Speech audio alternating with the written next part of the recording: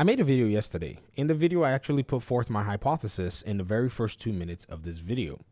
I also then got a comment that actually, in a sense, tried to misdirect from everything I said in that video and had barely addressed the main theme and the hypothesis so far. In fact, this comment engaged in the regular PlayStation player playbook, or I would say PlayStation hyper fanboy playbook, which is misdirect, deflect, ad hominem attacks, strawman, and all of the above. Now, this is my own perception. However, let me show you everything on hand. You can make up your mind yourself, but I'm going to go ahead and respond in what I think is the best way that I can.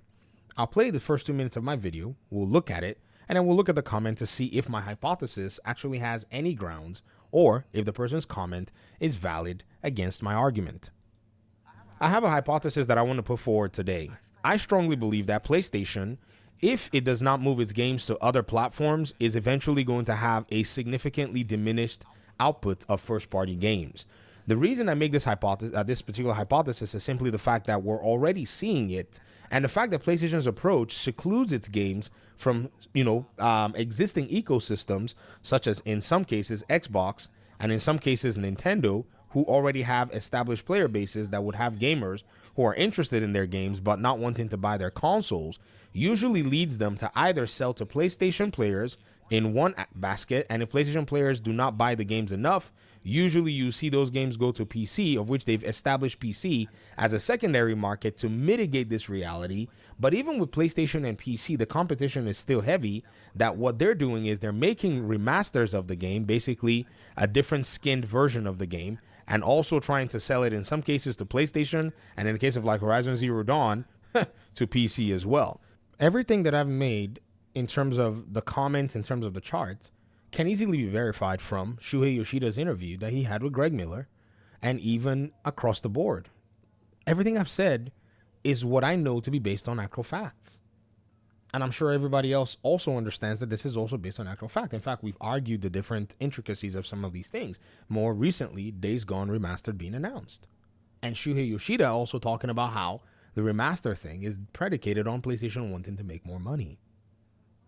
I mean, I'm not making this stuff up.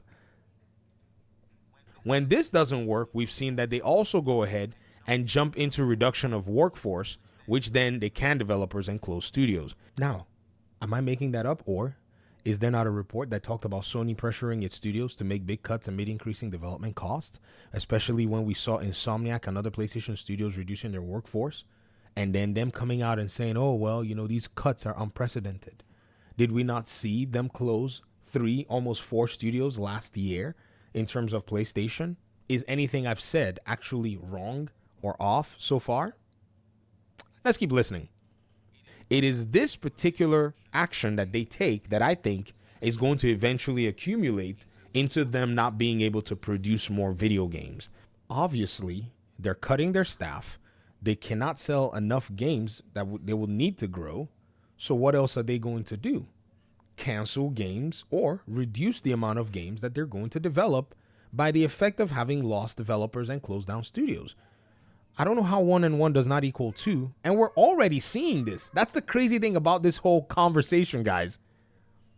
Now, the way that they can mitigate this is that they send their games to Nintendo and also send their games to Xbox, because these ecosystems already have a number of gamers willing to play. And in the case of Nintendo, machine power may bar some other games from playing, but in the case of Xbox, machine power is not really the problem, seeing as the Series S and the Series X are actually much more powerful than the Nintendo Switch. This is basically my own hypothesis. Now, let's jump into what the data says and what the trends are showing currently. Now, let's jump into what the comment said. The comment said, learn how the industry works. Games get canceled internally all the time. This statement has nothing to do with the hypothesis that I laid out. Whether or not games get canceled internally or whether they get canceled on Venus, on Mars, or on freaking Neptune, it has nothing to do with the hypothesis that is, PlayStation not putting its games elsewhere usually would lead to developers being fired or reduction in the output of games that they're making. Obviously, they've just canceled about 10 live service games, and last year they closed 4 studios. Now, what can be done to mitigate this is selling games to keep these studios open. That's what my hypothesis is trying to convey. Your second statement said PlayStation didn't come out and say they canceled games and are having financial problems. I never said that in my video. I never said anything about PlayStation's financial standing. All I said was the hypothesis that them not putting their games on platforms where players will buy their games have led to a reduction in the output of games, as well as reduction in workforce. A hypothesis that I'm making will continue based on the trend that this is what it is that they're doing, not about their financial standing, nor about their financial problems. You then came out and said they just had the best quarter in their history and their stock is at an all-time high, putting them as the number 2 largest Japanese company, which has nothing to do with the hypothesis that I actually did go ahead and put out here. I never said anything about PlayStation's standing or position in the Japanese company rankings. I only proposed a hypothesis based on a trend that I'm seeing them, PlayStation, carry out. So again, this comment has made about 2-ish statements and is yet to actually answer nor refute the hypothesis that I put forward. They then said, you are clearly talking about what Xbox needs to survive, but using the Sony 2 argument.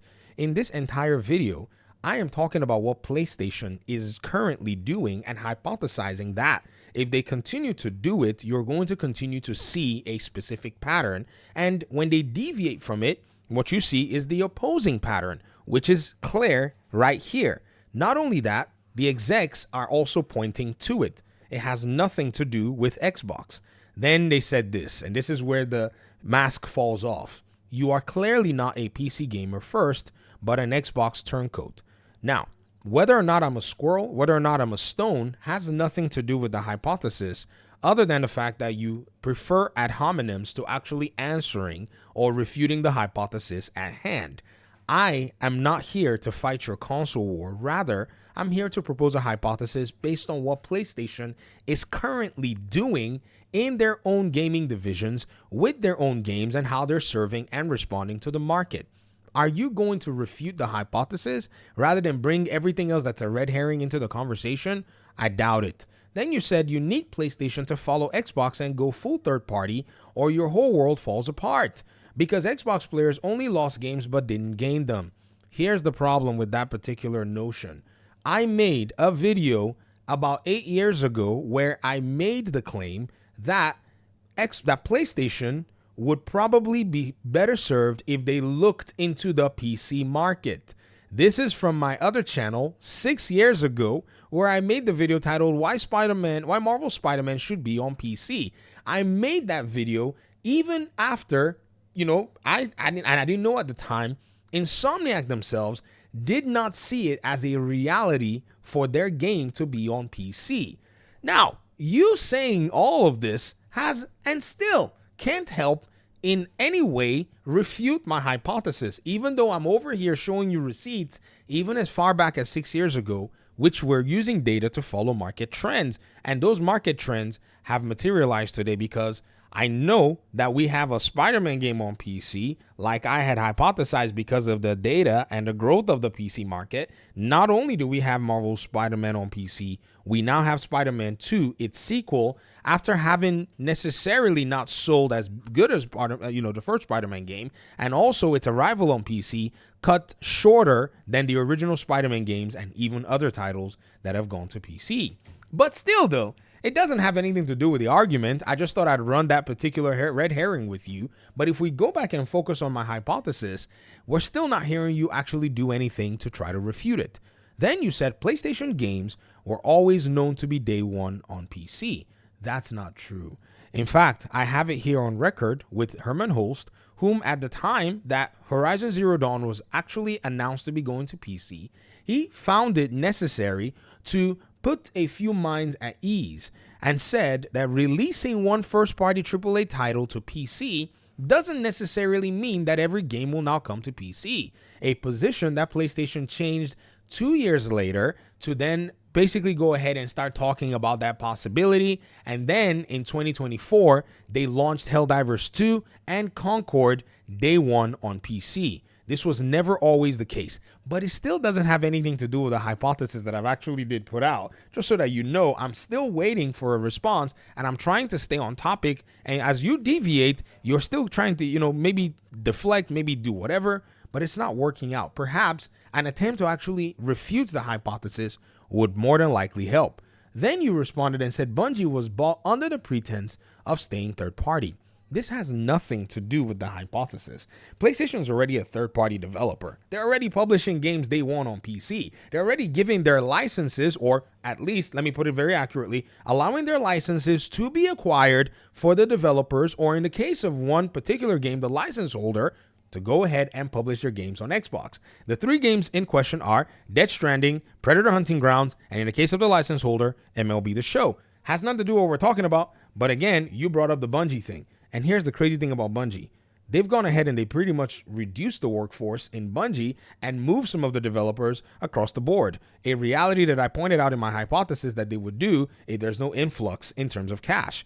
Now, spending $3 billion on Bungie and not being necessarily in the best financial position to have done so has actually allowed for us to be able to see them squeeze that studio into an image of their own. So the reality is right there with the whole Bungie thing. You're trying to deflect, but you didn't even see it. Then you said, PlayStation China Partners games are day one. What does that have to do with the conversation that we just had in this hypothetical scenario? I don't care if PlayStation's freaking Nigerian partnerships are day one. I'm just saying that if PlayStation does not move its games to other platforms, it will see a reduction in its output because the influx of revenue is just not going to be there to justify those risks. That is my hypothesis. And in the event that these games are not doing very well and they're not making more games, what are they doing? They're selling remasters, and if anything further were to be necessary, they're gutting studios. All of this they have done from 2024's beginning all the way through 2025's beginning. We've seen every single thing in my hypothesis being laid out in reality, and yet no one, including this audience member, is willing to even answer what the hypothesis is saying. Then they talked about Lego being a joint project. What do I care? I've not even mentioned anything about Lego in this entire video. MLB threatened to pull the license. What do I care? Did you just not say that PlayStation is the number 2 company in Japan? Well, guess who also walked away from MLB? ESPN. If PlayStation is their so-called number 2 largest Japanese company, why did they just not walk out? But it has nothing to do with the hypothesis. I'm just basically entertaining all your thoughts. Then you said everything was known years ago. What was known years ago? What we knew in 2020 was that they were not interested in bringing more AAA games to PC. What we knew in 2020 was that they were not interested or didn't have any plans to bring day one launches to PC. But now we're in 2024/25 and all of this is evaporated. It's changed. Like, it's expressly changed. Because the market has changed. Fortnite, the final boss, the game that kids love to play, is now coming in here to twist the arms of you old school exclusivists that don't want to adhere to what the reality is. Even though PlayStation is running and following these trends to make sure that their business is sustainable, they still put a little big signpost in front of your eyes and you're distracted by it. Ooh, shiny light. PlayStation shiny, shiny. What they're going behind you and doing stuff. Then you said this. You said by repeating old information, you think by repeating old information, it would change anything. What old information am I repeating? Lost Soul Aside hasn't even launched on PC or PlayStation yet. That's not even old information. That's future information. And if we're going to talk about this PlayStation Chinese partnerships, why did they not do the same for Stellar Blade? Could it be that Stellar Blade, its sales were just absolutely fun that they decided that they were not going to replicate the process anymore? All right, whatever. Then you did this. The Freudian slip came out. You said, no, you PC and Xbox players are constantly wrong. I thought you just said I was a turncoat. Why did I now become a PC and Xbox player? You said I wasn't a PC gamer first, yet you just acknowledged that I'm a PC gamer first and Xbox player. Again, you're not trying to answer or refute the hypothesis on ground. You just wanted to filibuster and you thought that you could get away with it. Then you said, I can't wait for the excuses when PlayStation doesn't follow Xbox but sticks with the old Nintendo, the old way, like Nintendo does. Sorry to tell you, but PlayStation is not sticking to the old way. I don't have a single Nintendo game that I know of on Steam, nor do I have any in my own personal Steam library. What is in my Steam library, if I were to show you, are a host of PlayStation games that I've been acquiring for the last few years. After my hypothesis that I did make in that video became a reality, I was one of the first and very happy to buy not just one, but multiple copies of Marvel Spider-Man. Look at my Steam library. It says change preferred copy. It understands and knows that I have multiple copies attached to my Steam library. That's how excited I was. I quadruple dipped for this game. I have a PS4 version. I have the remasters on PlayStation. I have a Steam copy. Then I got another Steam copy for one of my kids because the trend was actually right there in front of me, and I saw it and I was like, oh, so this is how the market works. It follows economic principles. And then Miles Morales came afterwards, and then another Horizon game followed, and then the God of War games eventually followed, of which as of this time I've not gotten Ragnarok yet on PC. I'm waiting for a sale. And then the Uncharted games, they also came over, and then Days Gone, and then before you know what was going on, it appeared that the market trend was now different from what had been said in 2020. This still has nothing to do with the hypothesis that I actually did lay out. Can you please refute my statements, or are you going to filibuster, distract, carry out the attempts to put red herrings everywhere, or ad hominems? When slander is the tool that you have, you know that the argument is lost. To this audience member, I recommend that you probably take some time to analyze the market from a more neutral perspective. I have no dog in your console war fantasy. It's dead anyways. When I look at everything, I'm like, the market came in and it killed the console war. And most people don't really know how to respond to that, so they go ahead and do weird stuff like this. This is not how we're going to go ahead and get to the truth. Thanks for watching the video. Appreciate y'all so much. Hopefully we'll talk pretty soon in another one. Peace out.